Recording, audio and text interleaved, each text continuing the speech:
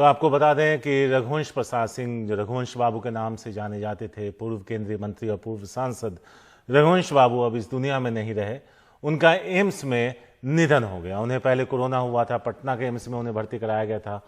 उसके बाद उनकी तबीयत बिगड़ती चली गई और पिछले 3 दिनों से वो वेंटिलेटर पे थे। और कुछ दिन पहले ही उन्होंने लालू यादव को, जो आरजेडी चीफ हैं, उन्हें चिट्ठी लिखकर कहा था कि अब आपका साथ और नहीं दे पाऊंगा।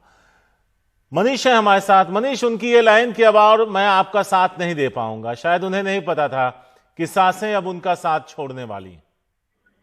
निश्चित रूप से जो उनके जो आखिरी के 2-3 पत्र रहे हैं, उन पत्रों के बारे में लोगों ने सवाल भी उठाया कि जब वो अस्पताल में इतनी गंभीर अवस्था में भर्ती थे तब वो ये पत्र कहाँ से रिलीज हो रहे थे। लेकिन हाँ, शायद ना लालू यादव को और ना ही रघुवंश बाबू को इस बात का अंदाजा था कि एक दूसरे का साथ वो इस चुनाव में या अब वो एक दूसरे का साथ नहीं दे पाएंगे। ये निश्चित रूप से ये पूरा जो पत्र प्रकरण रहा, ये शायद बिहार की राजनीति के लिए सबसे दुखद एस्पेक्ट आप कह सकते हैं।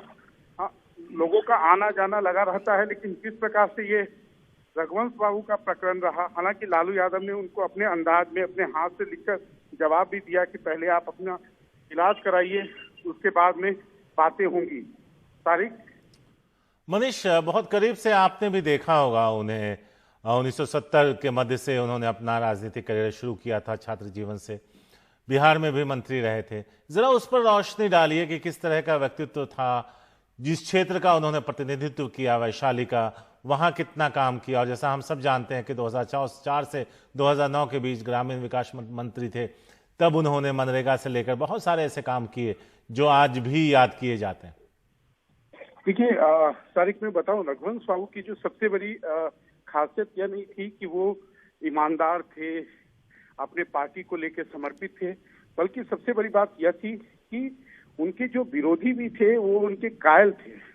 विरोधी भी जो हैं उनकी आलोचना करने से या एक तरह से आप कह सकते हैं कि उनका सम्मान करते थे। और ये एक बहुत बड़ी पूंजी होती है कि जब आपके सामने वाला आपका विपक्ष भी जो है निरुत्तर रहे, आपको चुनाव में हो या सामान्य जीवन में, वो आपकी हर बात को सुने, माने। ये रघुवंश बाबू के पास ही ये इस तरीके की एक तरह का व्यक्तित्व या खासियत थी। तारिक, तो यहाँ पर अगर एक नुकसान के तौर पर अगर ये सिर्फ ये कहा जाए कि आरजेडी का नुकसान है, तो ये बहुत उनके व्यक्तित्व को छोटा करके आंकना होगा। ये देश का नुकसान है। मनीष, निश्चित रूप से जैसे मैं आपको बताऊं, 2019 का ही जो चुनाव था, जो लोग उनको वोट नहीं दे रहे थे, उनका यही कहना था कि शायद अगर रघुवंश बाबू निर्दलीय रहते या वो आरजेडी से नहीं उम्मीदवार रहते तो हम उनको वोट जरूर देते। और वो यह भी मान रहे थे कि जो विपक्ष जिस एनडीए उम्मीदवार के लिए वो वोट दे रहे हैं, उसका व्यक्तित्व जो है रघुवंश बाबू के सामने कुछ नहीं है।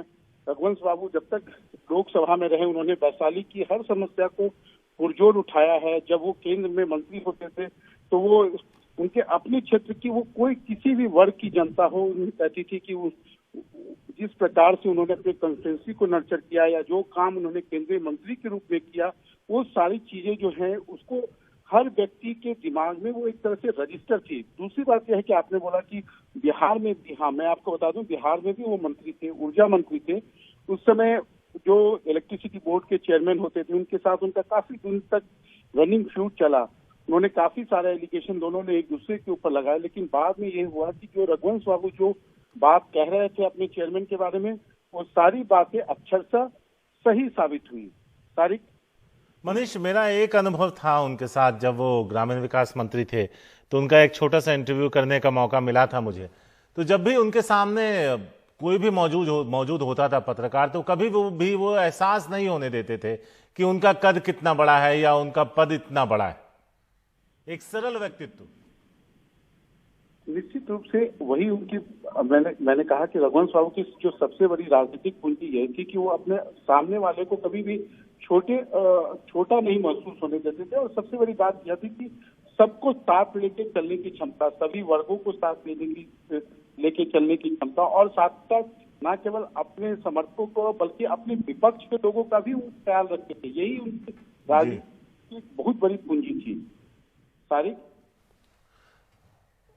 यहाँ पर मनीष, आप हमारे साथ बने रहें। इसको लेकर कई लोगों ने ट्वीट भी किया है। वो आपको बता दें कि सीताराम येचुरी ने ट्वीट किया। उन्होंने कहा कि रघुवंश बाबू के निधन की खबर से स्तब्ध हूं, अत्यंत दुखद समाचार।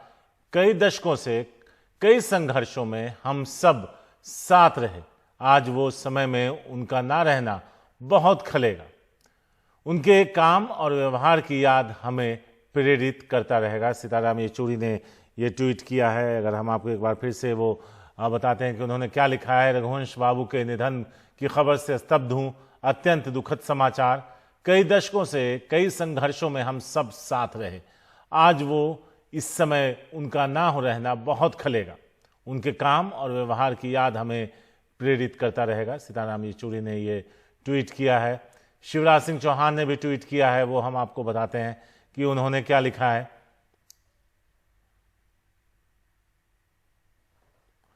तो आपको बता दें कि अब शिवराज सिंह चौहान ने क्या लिखा वो बताते हैं। पूर्व सांसद श्री रघुवंश प्रसाद सिंह के निधन का दुखद समाचार मिला। मैं उनके चरणों में श्रद्धा सुमन अर्पित करता हूं। ईश्वर उनकी आत्मा को शांति दे और उनके परिजनों और समर्थकों को इस कठिन समय में संबल प्रदान करे। ओम शांति।